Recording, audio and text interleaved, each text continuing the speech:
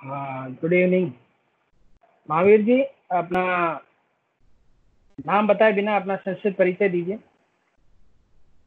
Sir, मैं जोधपुर जिले के ग्रामीण परिवेश में 1 मार्च 1983 में जन्म हुआ मेरा।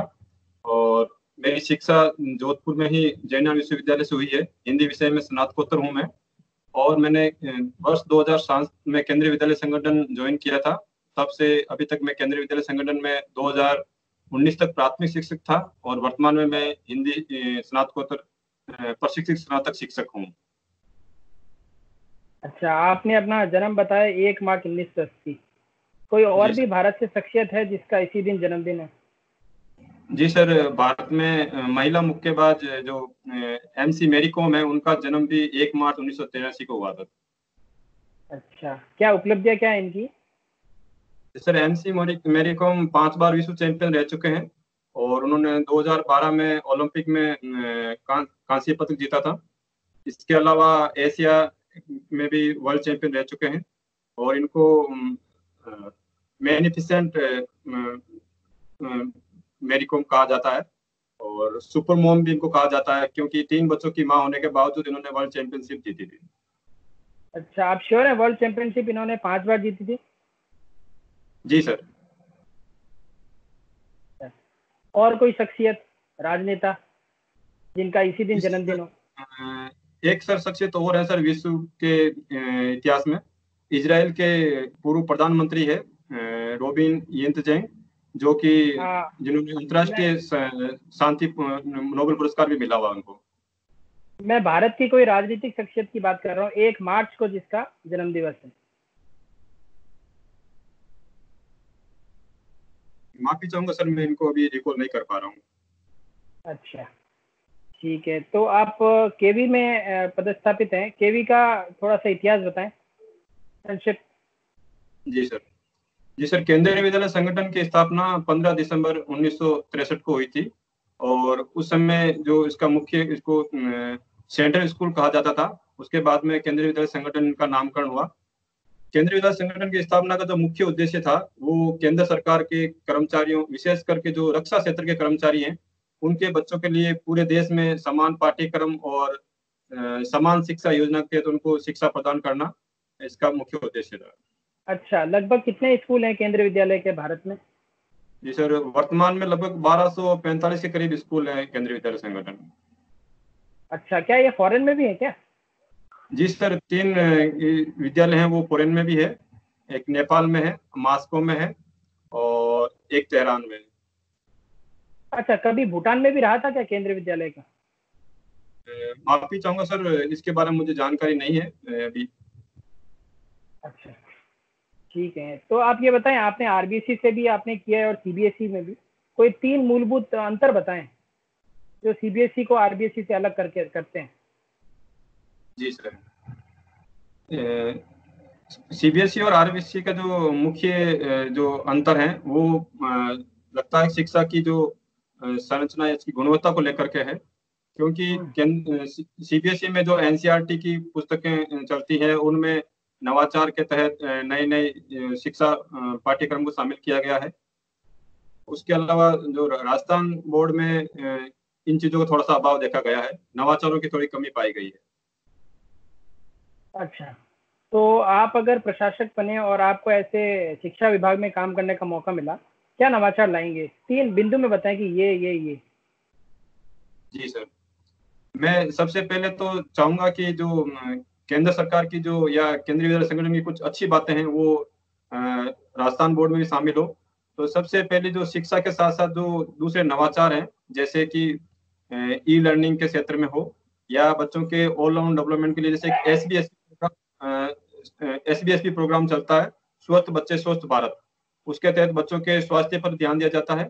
और इसके साथ ही एक प्रोग्राम टीचर्स की ट्रेनिंग का जो प्रावधान केंद्रीय विद्यालय में रखा गया है। तो मैं चाहूंगा कि जो टीचर्स की समय समय पर जो ट्रेनिंग है, वो भी राजस्थान बोर्ड में भी इसी तरह लागू हो। अच्छा, ये अभी मैंने सुना है नई शिक्षा नीति आई है, इसमें एमडीएम को हटा के क्या सिर्फ नाश्ता अवेलेबल कराएंगे बच्चों को? क्या है? जी सर, मिड डे मील के बारे में पूछ रहे हैं आप? जी। सर माफी चाहूंगा, मैंने मिड डे मील के बारे में, इसके बारे में नहीं पढ़ा है। मैंने शिक्षा नीति को पढ़ा भी है, लेकिन इसके बारे में मुझे जानकारी नहीं है। अच्छा, शिक्षा नीति आई है, आपको क्या लगता है अच्छी है या क्या इसमें कुछ कमियां हैं? जी सर, बेसिक शिक्षा नीति में काफी, हमारी जो प्राचीन शिक्षा नीति थी जो 1986 की थी, तो वर्तमान परिदृश्य में देखा जाए तो शिक्षा नीति में बदलाव होना बेहद जरूरी था। क्योंकि जो अभी हम ज्ञान आधारित अर्थव्यवस्था है, उसके लिए जो शिक्षा में नवाचार होने चाहिए, जो अनुसंधान होने चाहिए, और शिक्षा क्षेत्र में जो बदलाव होने चाहिए, वो इस शिक्षा नीति के माध्यम से लाए जा सकते हैं। नहीं, वो तो ठीक है, बट कुछ कमियां बताएं आप इसमें कि आपको लगती है कि ये है। जी सर, इसमें मुझे ज्यादा कमियां तो नहीं लगती, लेकिन दो तीन चीजें जो मैंने भी पढ़ी है और कुछ शिक्षाविदों की भी राय है उसमें।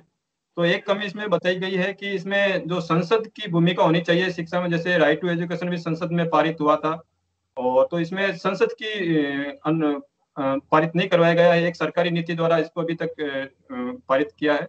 और इसमें एक कमी दूसरी ये कही जा सकती है, जो राइट टू एजुकेशन का इसमें कहीं उल्लेख नहीं है। जो मूल इसका के कस्तूरी रंगन जी ने जो इसका प्रारूप था, उसमें ये प्रावधान था कि 18 वर्ष की आयु तक के बच्चों को राइट टू किया जाएगा। लेकिन जो अभी जो ड्राफ्ट हुआ है, जिसमें इसका सिर्फ एक व्यापक शब्द का इस्तेमाल किया कि व्यापक आधार पर राइट टू एजुकेशन शामिल होगा, लेकिन उसमें इसका उल्लेख नहीं है कि कौन सी कक्षा तक इसको रखा जाएगा। तो ये दो चीजें मुझे देखने को मिली है। तीसरी चीज इसमें सर, थोड़ा शिक्षा का केंद्रीकरण की तरफ थोड़ा सा बढ़ रहे हैं हम। क्योंकि जो भी संस्थान है वो केंद्र के स्तर पर, जैसे उच्च शिक्षा आयोग हो, वो उनकी ज्यादा स्थापना होगी। तो उससे थोड़ा लगता है कि जो संघवाद का जो ढांचा है, उसमें थोड़ा सा राज्यों के साथ में तालमेल का अभाव हो सकता है। क्योंकि आखिर में शिक्षा जो है राज्य सूची का विषय है, और राज्यों को इसको लागू करना है। तो हाल ही में ये इसका विरोध हो रहा है तमिलनाडु में, किस वजह से हो रहा है आप बताएंगे? जी सर, ये तो त्रिभाषा जो फॉर्मूला है, उसके कारण हो रहा है। क्योंकि पहले भी हमारे देश में जो क्षेत्रवाद के तहत या राज्यों में भाषाई आधार पर काफी विरोध हुआ हिंदी भाषा को पूरे देश में लागू करने का। तो इनके विरोध का कारण ये त्रिभाषा फॉर्मूला कह सकते हैं सर।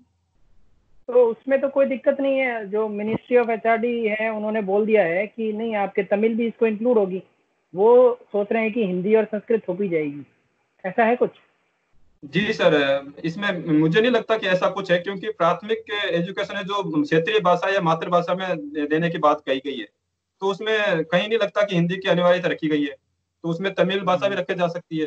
दूसरा, उसमें जो दूसरी भाषा है वो हिंदी या किसी अन्य भारतीय आधुनिक भाषा को रखने का कहा गया है। तो उसमें उसमें भी कोई कंपल्सरी नहीं है कोई हिंदी भाषा को रखा है। तो तीसरी भाषा रखने का, जहां पर हिंदी और अन्य किसी आधुनिक भाषा को रखा गया है, उसमें वो अंग्रेजी भाषा रख सकते हैं। तो मुझे ऐसा लगता नहीं है कि इनके हिंदी थोपने का काम इसमें किया गया। एक राजनीतिक विरोध हो सकता है इसका। अच्छा, अभी आपका जो केंद्रीय विद्यालय है किस मिनिस्ट्री के अंदर आता है? जी सर, मैं सुन नहीं पाया। केंद्रीय विद्यालय किस मिनिस्ट्री के अंदर आता है? जी सर, अभी पहले ये मानव संसाधन विकास मंत्रालय नाम से था, अभी इसको हम शिक्षा मंत्रालय कह सकते हैं। अच्छा, आप ये बताएं, अगर जयपुर की जगह जोधपुर को अगर राजधानी बनाने को कहा दिया जाए, तो आप क्या 3 पॉजिटिव पॉइंट बताएंगे कि जोधपुर को राजधानी बनाया जाए? पॉजिटिव पॉइंट्स बताने हैं मुझे सर इसके लिए, जी क्यों जी। बनाना चाहिए? जी सर। जी सर, इसके लिए मैं कहना चाहूंगा कि जो जोधपुर है, वो जयपुर के बाद में दूसरा बड़ा शहर है। और दूसरी बात है कि जयपुर से लगभग 500 किलोमीटर करीब दूरी है जयपुर से जोधपुर की। तो राजधानी तक पहुंचना इस क्षेत्र के लोगों के लिए थोड़ा मुश्किल है।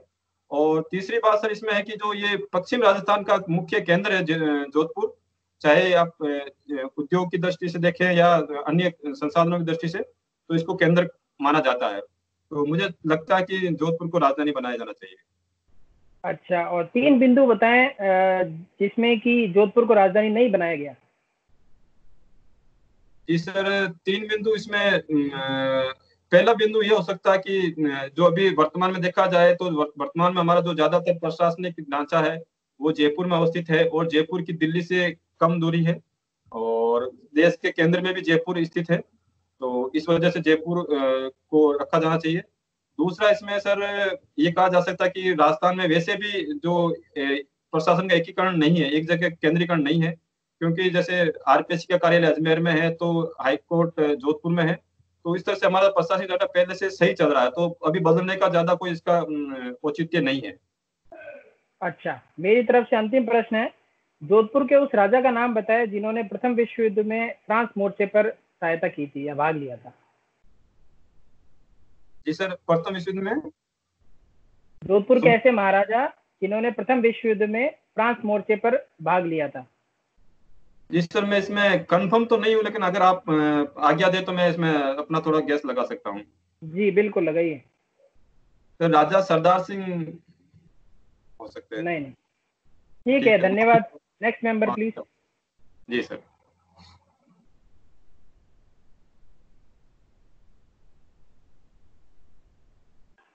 सर अनम्यूट कीजिए सर। अनम्यूट कीजिए योगेंद्र जी। योगेंद्र जी अनम्यूट कीजिए आप।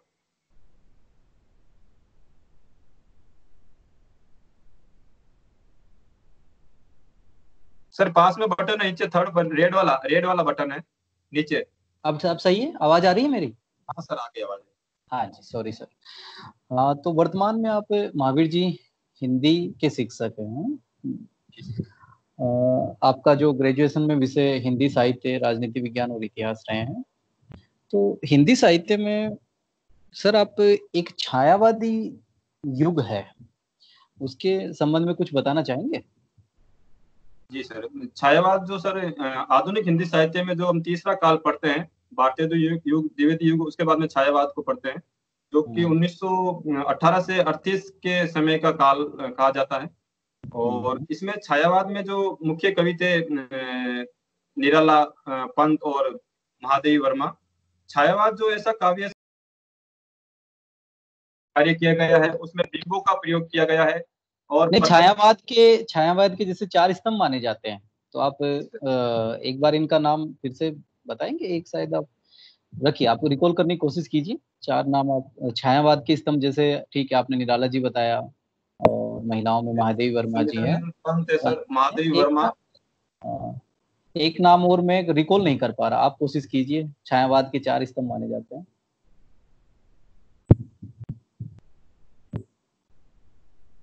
माफी चाहूंगा सर, मैं अभी नहीं कर पा रहा हूँ।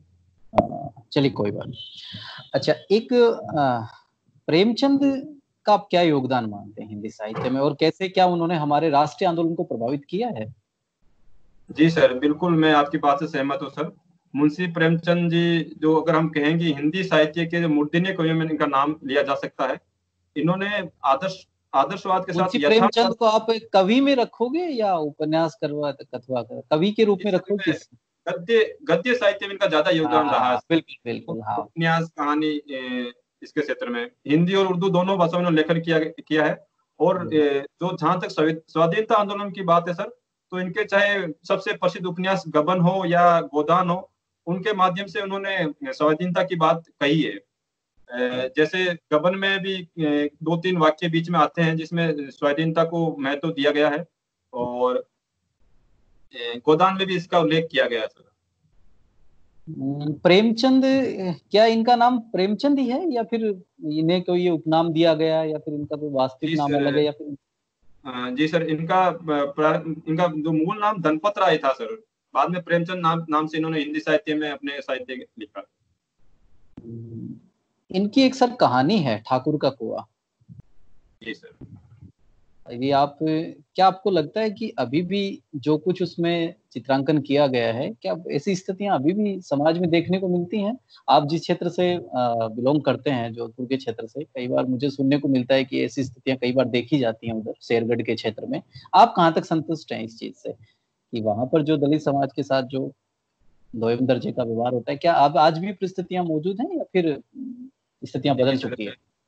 जी सर, ठाकुर का कुआं में तो इन्होंने जातिवाद पर जो चित्रण किया है, तो मैं ज्यादा उस समय वो परिस्थितियां रही होगी जब इन्होंने रचना की थी। अभी काफी बदलाव आया है सर। जो परिस्थिति उसमें उस समय थी उतनी नहीं है, लेकिन हाँ अभी भी कुछ मामलों में ये चीजें पाई जाती है। विशेषकर पश्चिम राजस्थान में, जिस क्षेत्र से मैं बिलोंग करता हूँ, वहां पर अभी भी छुआछूत है समाज के या ग्रामीण स्तर पर। हालांकि जो अभी पढ़ी लिखी जो नई पीढ़ी है, वो इसको नहीं मानते हैं। वो सब इन चीजों से अभी वाकिफ, इन चीजों में विश्वास नहीं करते हैं सर। तो सर आप जो है जाति और जातिवाद दोनों को किस तरीके से आप क्या मानते हैं कि समाज के प्रगति में बाधक हैं या फिर सहायक हैं? कैसे कैसे सोचते हैं आप जाति व्यवस्था के बारे में? जी सर, जाति व्यवस्था मूल रूप से अगर कहा जाए जिस कारण जाति व्यवस्था बनी थी, तो वो समाज को एक कार्य के आधार, श्रम विभाजन का एक आधार थी। प्राचीन काल में हम देखते हैं तो वो उस हिसाब से उन परिस्थितियों में सही थी। लेकिन धीरे धीरे जाति के अंतर्गत जो जातियों में छुआछूत की या ऊंच नीच की जो भावना आई, वर्ग विभेद जो हुआ, उसके हिसाब से मुझे लगता है कि वर्तमान में जाति व्यवस्था हमारे समाज के लिए सही नहीं है। और अगर राजनीतिक आधार पर देखा जाए तो राजनीति में भी जाति ने कुछ प्लस पॉइंट रहे हैं, तो कुछ इसके नेगेटिव पॉइंट भी रहे हैं सर। जाति के लिए आपने बताया, तो आजकल एक राजनीति विज्ञान भी चूंकि आपका विषय रहा है, एक चीज बड़ी प्रचलन में है आजकल। प्रोफेसर रजनी कोठारी जी ने भी कहा है कि एक तो जाति का राजनीतिकरण या फिर राजनीति का जातिकरण, ऐसे हम पढ़ते हैं ये चीजें। तो कैसे, क्या मानते हैं आप, जाति कहाँ तक आप क्या मानते हो? लोकतंत्र में कोई वर्ग विशेष है तो क्या जाति व्यवस्था ने कहीं उन लोगों की लोकतंत्र में भागीदारी या फिर उनके अधिकारों की कहीं रक्षा करती है जाति? जी सर, बिल्कुल। जाति प्रथा ने या जाति के आधार पर जो राजनीति हुई है, उसने जो हमारी पिछड़ी जातियां थी उनको सशक्त बनाया है सर। इसके लिए हम कह सकते हैं जैसे मंडल कमीशन के माध्यम से इन जातियों का राजनीति में प्रवेश हुआ है। और अभी हम देखें तो कई उच्च पदों पर, मुख्यमंत्री पदों तक, या पर हमारे देश के प्रधानमंत्री के पदों तक या राष्ट्रपति के पदों तक भी इन जातियों का पहुंच हुई है। तो मुझे लगता है कि सकारात्मक बिंदु ये रहा कि जाति राजनीति का जातिकरण या जाति का राजनीतिकरण, उससे कि इन जातियों को भी राजनीति में भाग लेने का मौका मिला और इनका भी सशक्तिकरण हुआ है। अच्छा सर, जातिगत आधार पर भेदभाव देखा जाता है क्या हमारे, चूंकि आप राजनीतिक विज्ञान के भी विद्यार्थी हैं, तो क्या जातिगत व्यवस्था के उन्मूलन है तो हमारे संविधान में भी कोई प्रावधान कहीं पर अपने को देखने को मिलता है कहीं पर कि जातिगत आधार पर भेदभाव ना हो? जी सर, संविधान में मौलिक अधिकारों के तहत अनुच्छेद 17 है जो जातिगत भेदभाव के खिलाफ प्रावधान करता है। अस्पृश्यता निवारण अधिनियम के संबंध में शायद आप बताना चाह रहे हैं। जी सर। गुड सर, एक थोड़ा सा, कई बार जब संविधान के स्रोत की बात आती है तो जापान से भी क्या हमने कुछ हमारे संविधान में ग्रहण किया है जापान से? माफी चाहूंगा सर, मैं इसके बारे में भी रिकॉल नहीं कर पा रहा हूँ। चलिए, एक विधि द्वारा स्थापित प्रक्रिया और एक विधि की उचित प्रक्रिया, क्या कभी आप इसको थोड़ा सा अंतर स्पष्ट कर पाएंगे दोनों चीजों के बीच? दो कॉन्सेप्ट है, जैसे हम कहते हैं विधि द्वारा स्थापित प्रक्रिया जैसे जापान से, या फिर विधि की उचित प्रक्रिया है from United states of America. थोड़ा सा इन दोनों को आप अंतर स्पष्ट थोड़ा सा कर पाए तो? जी सर, विधि द्वारा स्थापित प्रक्रिया सर, जिसमें जो भी संविधान या नियम है उनके आधार पर शासन का चलाना होता है सर। और विधि की उचित प्रक्रिया है सर, जैसे कई बार हो सकता है कुछ शासन में या कानून में कुछ कमी हो, तो उनमें उनका वापस न्यायिक पुनरावलोकन होना चाहिए और उसमें सुधार के साथ शासन को चलाना। दोनों ही वैसे विधि से जुड़ी संकल्पनाएं हैं। चलिए सर, मेरा अंतिम प्रश्न आपसे, फिर आगे भी योगेश जी, इतिहास विषय से मैं आपसे जानना चाहूंगा। तो इतिहास की प्रथम विश्व युद्ध जैसे है, तो क्या आप बता सकते हैं मुझे कि धुरी राष्ट्र जो हैं प्रथम विश्व युद्ध में, उनमें कौन कौन शामिल थे? जी सर, धुरी राष्ट्र में जर्मनी, इटली और ऑस्ट्रिया। जापान के संदर्भ में सर मैंने ऐसे पढ़ा है, रोम, बर्लिन, टोक्यो, धुरी, इस तरीके का कुछ पढ़ा है मैंने कभी। तो जापान धुरी राष्ट्र में नहीं था? जी सर, मैं ठीक से रिकॉल नहीं कर पा रहा हूँ, हो सकता है सर आप सही हो, लेकिन मैं इसको अभी रिकॉल नहीं कर पा रहा हूँ sir. Okay, thank you Mahavir ji. Yogesh ji आपके। Thank you.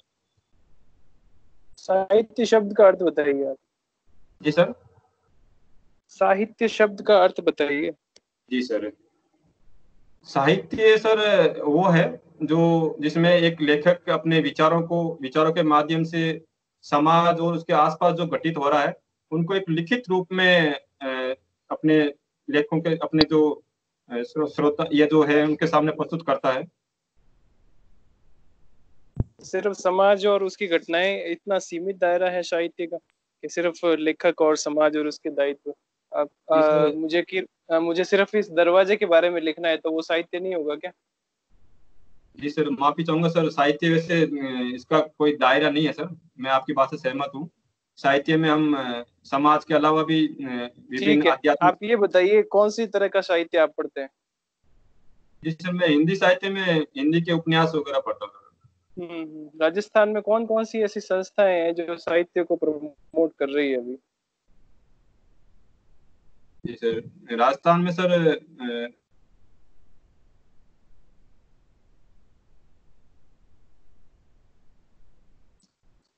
आवाज आ रही है आपका? वीडियो चला गया है। बीच में कॉल आ गया था। हाँ बोलिए। सर, राजस्थान में मैं जैसे जोधपुर में प्राच्य विद्या संस्थान है जो कि प्राचीन ग्रंथों से रिलेटेड है, और इसके अलावा रूपायन संस्थान है बोरुंदा में, वो भी राजस्थान में साहित्य के लिए काम ये कर रहा है। सरकारी है क्या? जी सर। रूपायन संस्थान सरकारी है क्या? जी सर, रूपायन संस्थान के बारे में मुझे सर ज्यादा जानकारी नहीं है सर, सरकारी चलो है यार। दूसरी बताओ आप। जी सर, इसमें ब्रज भाषा अकादमी है भरतपुर में, वो भी साहित्य क्षेत्र में कार्य करती है, और बीकानेर में भी एक संस्थान है सर, उसका नाम मैं ठीक से रिकॉल नहीं कर पा रहा हूँ सर। और कोई साहित्य कला अकादमी ऐसा कुछ? माफी चाहूंगा सर, अभी थोड़ा सा रिकॉल नहीं कर पा रहा मैं इनको। अच्छा ये बताइए, आप बाल साहित्य के क्षेत्र में कौन सा पुरस्कार देते हैं? राजस्थान में कौन सी संस्था देती है? माफी चाहूंगा सर, अभी रिकॉल नहीं कर पा रहा सर मैं इसको। आपने एक वर्ड यूज किया था मूर्धन्य कवि, ये मूर्धन्य क्या होता है? सर, मूर्धन्य का मतलब है कि जिनको जो कि बिल्कुल समाज से जुड़े हुए हो, या अपने जिनके विचार एकदम यथार्थवादी विचार हो जिन। चौर है आप? जी सर, मैं पूरा 100% श्योर तो नहीं, लेकिन मैं सर थोड़ा सा इसमें अंदाज लगा रहा हूँ। साहित्य जो पढ़ने आपकी हॉबी है, उससे आप में क्या पॉजिटिव बदलाव आए? जी सर, साहित्य ने मुझे एक तो समाज को बहुत गहरे या भीतर से जानने का मुझे मौका मिला है। इससे जो हमारे आसपास जो घटित हो रहा है उसके अलावा भी जो चीजें, नई नई चीजें मुझे इससे सीखने को मिली है। और साहित्य से एक मेरा जो व्यक्तिगत तौर पे भी जैसे स्ट्रेस है या अपने आप को अच्छा फील करने के लिए साहित्य पढ़ना वो भी अच्छा लगता है उससे। इसके साथ ही सर साहित्य जो है हमें पूरे जो हमारे समाज है उसके बारे में जानकारी देता है सर। कितना समय देते हैं आप अपनी हॉबी को? जी सर, मैं ज्यादा तो समय सर अभी नहीं दे पा रहा हूँ, अभी घंटे पर पढ़ता हूँ सर सोते टाइम। हिंदी ये हिंदी साहित्य और अंग्रेजी साहित्य में मेन डिफरेंस क्या है? माफी चाहूंगा सर, मैंने अभी इतना अंग्रेजी साहित्य के बारे में नहीं पढ़ा सर, इसलिए थोड़ा जानकारी नहीं है। आज के अखबार में न्यूज है, उसमें एनएचआई ने हाईवे के ऊपर पौधों की ट्रैकिंग के लिए कुछ न्यूज आई है, वो क्या ये बताएंगे आप? सॉरी सर, मैं आज की न्यूज नहीं पढ़ पाया सर। के लिए ठीक है। अभी चीन ने भी गलवान के अलावा एक और जगह पे अपना जमावड़ा किया है, आज ही न्यूज की भी, शायद आपने नहीं पढ़ा होगा। आपकी जी सर, इसका मुझे मैंने आज शायद ऑनलाइन के मोबाइल के माध्यम से ये न्यूज पढ़ी है सर। पेंगोंग झील का सर शायद आप कह रहे हो तो। लिपू लेक का आज न्यूज आया, लिपू लेक के हाँ बारे सर, में। लिपू लेक का भी सर। हाँ सर, लिपू लेक दर्रा। जियोपॉलिटिक्स क्या होती है बताइए आप? जियोपॉलिटिक्स सर जो विभिन्न देशों के मध्य जो एक राजनीतिक संबंध होते हैं, जो हमारे पड़ोसी देशों के साथ हमारे राजनीतिक विदेश संबंध कैसे हैं, या विश्व के बड़े राष्ट्रों के साथ हमारे विदेश संबंध कैसे हैं, या विश्व की बड़ी संस्थाओं के साथ हम किस तरह से उनके साथ चल रहे हैं, तो ये सब जियोपॉलिटिक्स के अंतर्गत आता है। ठीक है, अभी अभी आज या एक दो दिन से चली रही है इसकी भी चर्चा। 2 इंजेक्शन है कोरोना के लिए जो राज्य सरकार ने फ्री अवेलेबल कराने का बोला है। बहुत महंगे इंजेक्शन है, कौन से हैं कुछ आइडिया? आप थोड़ा फैक्चुअल सवाल है। जी सर, मैंने पढ़ा तो, लेकिन मैं भी इनका नाम रिकॉल नहीं कर पा रहा सर। रेमेडी कुछ ऐसा नाम है सर उसका, थोड़ा टोसिलीजुमाब है और रेमडेसिविर है, ठीक है ना। अभी दिल्ली में सेरो सर्वे हुआ, ये सेरो सर्वे क्या होता है? माफी चाहूंगा सर, इसके बारे में नहीं पढ़ा सर मैंने। मैं जानकारी कोरोना के रिलेटेड ही हुआ है कुछ, एंटीबॉडी, कुछ आइडिया? सॉरी सर, इसके बारे में नहीं पढ़ा मैंने। चिराली योजना के बारे में कुछ बताएंगे? सर चिराली योजना को सर मैं रिकॉल नहीं कर पा रहा हूँ सर, चिराली योजना ये रिकॉल नहीं कर पा रहा। लास्ट सवाल है मेरा, अभी अर्थव्यवस्था को ट्रैक पे लेके आना है अपने को, तो राजस्थान को कहाँ से शुरुआत करनी चाहिए या शुरुआत हो चुकी है तो कहाँ से हुई है, दोनों बता दीजिए आप। जी सर, राजस्थान सरकार ने कोरोना काल में वैसे काफी कुछ इनिशिएटिव लिए हैं जो कि एक तरह से राहत के तौर पर कहा जा सकता है, लेकिन अगर हमें इसको वापस रिवाइव करना है तो इसके लिए हमें सर जो अवसरात्मक क्षेत्र हैं उनमें ध्यान देना होगा, चाहे कृषि हो या उद्योग हो, उनमें सुधार करना जरूरी है सर। ये तो लॉन्ग टर्म स्ट्रेटजी हो गई, अभी शुरुआत का कह रहा था मैं। चलो ठीक है। आवाज सही नहीं आ रही योगेश जी की। ठीक है सर, मैं कह रहा था ये तो लॉन्ग टर्म स्ट्रेटजी थी, आप फीडबैक शुरू करो।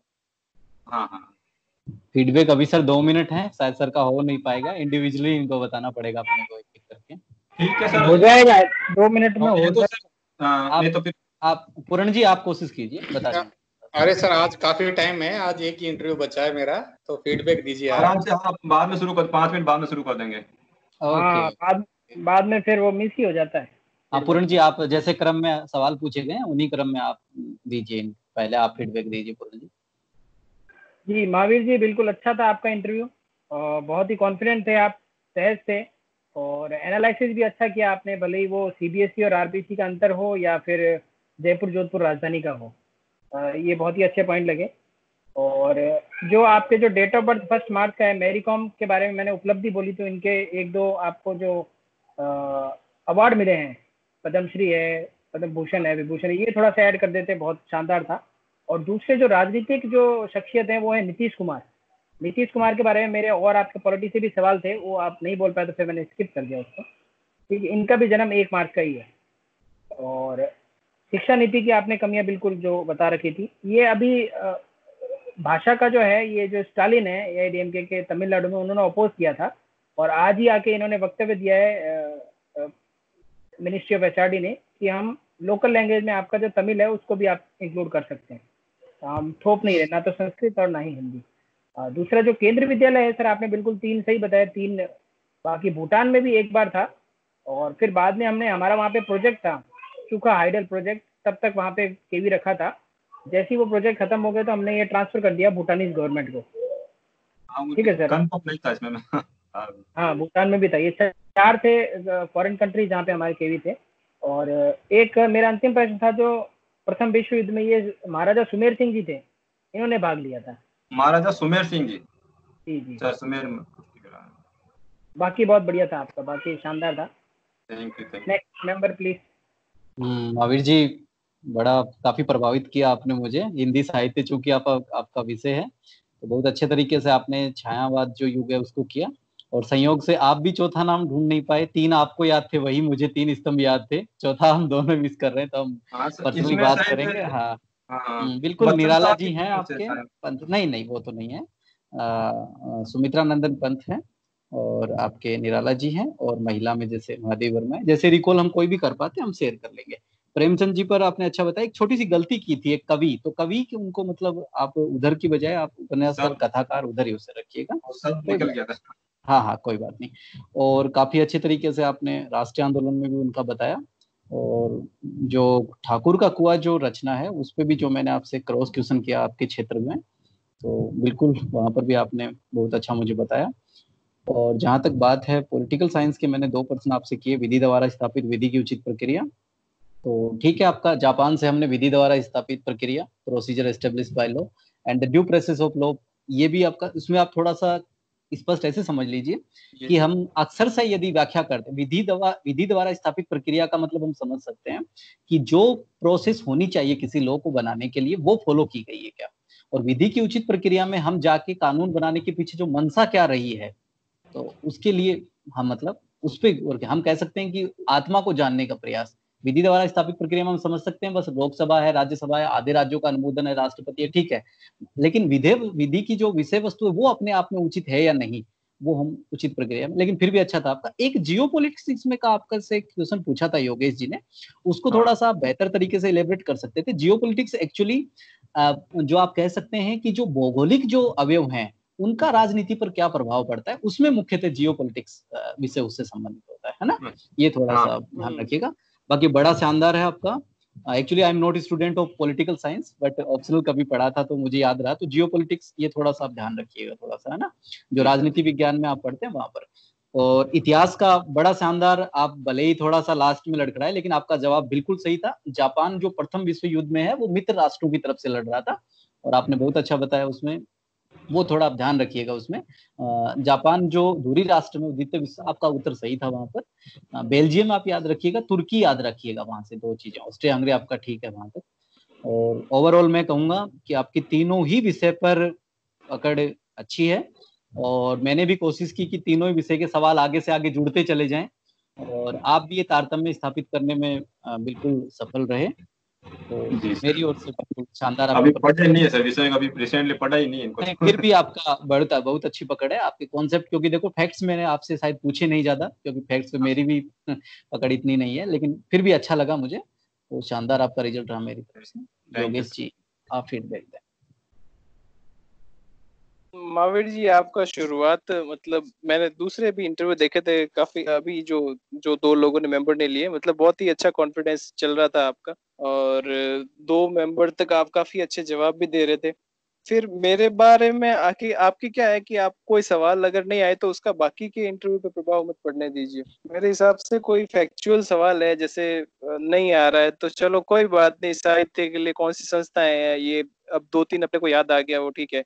और साहित्य शब्द बहुत ब्रॉड है एक्चुअल में, आपने लिखा ना साहित्य पढ़ना, अब उसमें दुनिया भर का साहित्य हो जाता है, राजस्थानी साहित्य, हिंदी साहित्य, अंग्रेजी साहित्य, लोक साहित्य, और ये एक्चुअल में इस पे काफी बड़े सवाल बन जाएंगे। अब आप मैंने पूछा कौन सा साहित्य पढ़ते हैं तो आपने बोला हिंदी साहित्य पढ़ते हैं, तो फिर आप हिंदी साहित्य ही हॉबी बना लीजिए अपनी, वो ज्यादा सही रहेगा। फिर आपसे हिंदी के कवियों के बारे में पूछना शुरू हो जाएंगे, नहीं तो फिर अंग्रेजी साहित्य का पूछ लेंगे आपसे, फिर क्या बताओगे आप।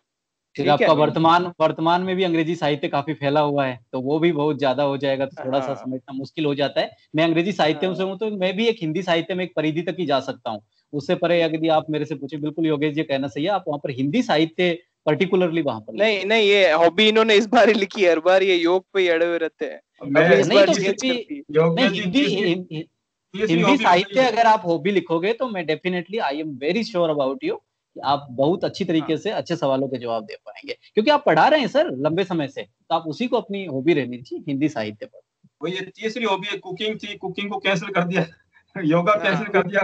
कुकिंग तो फिर आप ऐसे कीजिए ना, अभी नहीं, योगा इंटरव्यू के बाद ही योगा मुझे आप आएंगे कैंसिल मत खिलाइए। कीजिए, देखो दो दो हॉबी रहेगी ना तो सही रहेगी मेरे हिसाब से, दो हॉबी रखनी चाहिए, क्योंकि उसके बारे में ज्यादा सवाल होंगे और अपने पढ़े हुए भी होगा, नहीं तो ये फैल जाएगा मामला बहुत ज्यादा। योगा के बारे में अपन ने पढ़ा हुआ है, आपने बस वो गाइड पढ़ी है, गाइड पढ़ के चले जाना, और तो क्या पढ़ना है। हिंदी का मैं इसलिए कर रहा था कि है ना, इस बहाने के हिंदी पढ़ लूंगा, हिंदी साहित्य पढ़ लूंगा, तो दोनों मेरा सब्जेक्ट भी तैयार हो जाएगा, एमए वाला अपना टीचिंग का और हॉबी हाँ का भी हिंदी साथ साथ। साहित्य लिख दो आप, हाँ हिंदी साहित्य हिंदी साहित्य, साहित्य लिख दो। हिंदी उपन्यास लिख दूंगा सर, इससे अच्छा हिंदी उपन्यास लिख दूंगा और क्या। देखो ये मूर्धन्य जो शब्द है ना, ये हिंदी हम्म। ग्रामर में भी आता है। मूर्धन्य व्यंजन होते हैं जो तालु और ओट के साथ में बोले जाते हैं, हाँ ठीक हाँ। है। और ना इसका मूर्धन्य मतलब वास्तव में होता है श्रेष्ठ, मतलब सबसे बेहतर। तो बेहतर। श्रेष्ठ कवि होते हैं, मूर्धन्य मतलब श्रेष्ठ कवि, और कुछ नहीं बताना है। एक बार नंदू सिंह जी से यही सवाल पूछा था, उनके भी शायद हिंदी साहित्य है, अच्छा उनको भी नहीं हाँ। आया था। अच्छा, आप और क्या पूछ रहे थे, मैं दो अखबार की न्यूज थी। एक तो क्या, एनएचआई ने जो हाईवे के लिए एक ट्रैकिंग ऐप का बनाया है, तो उससे क्या होता है कि जो पौधे जल जाते हैं उसकी अब ट्रैकिंग करेंगे ये, ताकि पूरे के पूरे हाईवे पे जितने भी पौधे लगे हुए हैं वो सब ट्रैक करके जिम्मेदारी तय कर पाएंगे। चीन का मैंने बताई दिया, वो लिपू लेक है। और हाँ दो इंजेक्शन मैंने बताई दिए। सीरो सर्वे अभी दिल्ली में हुआ था, इसका अब सेकंड चरण शुरू होने वाला है। उसमें पता है कि एंटीबॉडी टेस्ट हुए थे। एंटीबॉडी टेस्ट में अपने को ये पता चलता है कि अपन कोरोना से इन्फेक्ट होके ठीक हुए या नहीं हुए। अगर ठीक होते हैं तो ही एंटीबॉडी बनती है। तो उसमें दिल्ली की 23% पॉपुलेशन में क्या है, एंटीबॉडी मिली थी। मतलब लगभग 23% पॉपुलेशन कोरोना से संक्रमित होकर ठीक हो चुकी है। ठीक है, तो ये आप थोड़ी सी करंट अफेयर का नॉलेज है। ये एक योजना थी, पूछी चिराली योजना, तो ये हाँ। मनचले लड़कों को भगाने के लिए और महिला सुरक्षा से रिलेटेड एक योजना है, ये आप देख लीजिएगा। और जी अर्थव्यवस्था का जो सवाल पूछा था मैंने, उसमें आपको बिल्कुल प्रैक्टिकल और शुरुआती कदम बताना है आपको। जैसे अभी जो कोरोना काल में अपन इंफ्रास्ट्रक्चर ठीक है, अपन वो लॉन्ग टर्म स्ट्रेटेजी अपना सकते हैं। शुरुआत में क्या करें, अभी अपने सामने क्या समस्या है अर्थव्यवस्था में, ठीक है। एक शुरुआती समस्या ये है कि अपने को जल्दी से जल्दी लोगों को पैरों पर खड़े करना है और उनको रोजगार का है। तो वो मनरेगा तो शुरू हो गया, तो आपने को ये बताना है मनरेगा शुरू हो गया है। अभी स्किल डेवलपमेंट करके उनका ऐप बना के उनको फटाफट जहाँ पे उनकी जरूरत है उस इंडस्ट्री में भिजवाए जा रहे हैं। इसका चल रहा है, इसका एमएसएमई हाँ सेक्टर में हाँ भी चल रहा है और इसका उद्योग मित्र ऐप बना हुआ है और भी उद्योग विभाग की योजना है। उनमें क्या है कि जो स्किल अपने को चाहिए और कहाँ पे उसकी जरूरत है उसको कनेक्ट कर रहे हैं। ये तो सबसे ज्यादा मैंने पढ़ा था कि इसमें जो कंस्ट्रक्शन वर्कर हैं उसकी हम्म, तादाद सबसे ज्यादा। तो एक साथ अपन उसको जहाँ जरूरत है वहां लगा सकते हैं, अपने को पता तो चले कहाँ पे क्या चीज की कमी है। तो ये अपने को प्रारंभिक कदम उठाना है, बाकी लंबे टर्म की आपकी ये हम्म, हो जाएगी। बाकी बढ़िया था ठीक आप। ठीक है सर, वही फैक्ट्स वाली चीजें बाकी थोड़ी रह जाती है। हाँ। योगेश जी बताएंगे 1984 सर मैंने बुक मंगवा ली है, जॉर्ज ऑरवेल की ऑर्डर कर दी है। बिल्कुल आपने मुझे कहा था, मैं पढ़ने की तैयारी कर रहा हूँ उसको। और एक इन्होंने बहुत अच्छा क्वेश्चन, ये अर्थव्यवस्था पे बुक है ना, हमेशा योगेश जी का अच्छा अच्छा ये क्वेश्चन होता है। बुक बुक है ना, हम्म, बिग हम्म, बॉस आप सीरियल देखते हैं ना, अच्छा अच्छा अच्छा। बिल्कुल वैसी लगेगी आपको। और एक कौन सी आपका पिछली बार भी इनका अर्थव्यवस्था पे अच्छा क्वेश्चन था, तो वो फिर मैंने उस पर काम किया। तो बिल्कुल हमें प्राथमिक सेक्टर पे ज्यादा, हमें भी द्वितीय सेक्टर के लिए, द्वितीय क्षेत्र के लिए सर कौन कहना है, लेकिन कौन सी बुक? प्राथमिक क्षेत्र कृषि पर ही हमें ध्यान देना पड़ेगा। आत्मनिर्भर भारत भी जो है बहुत बड़ा हिस्सा अंत में हम कर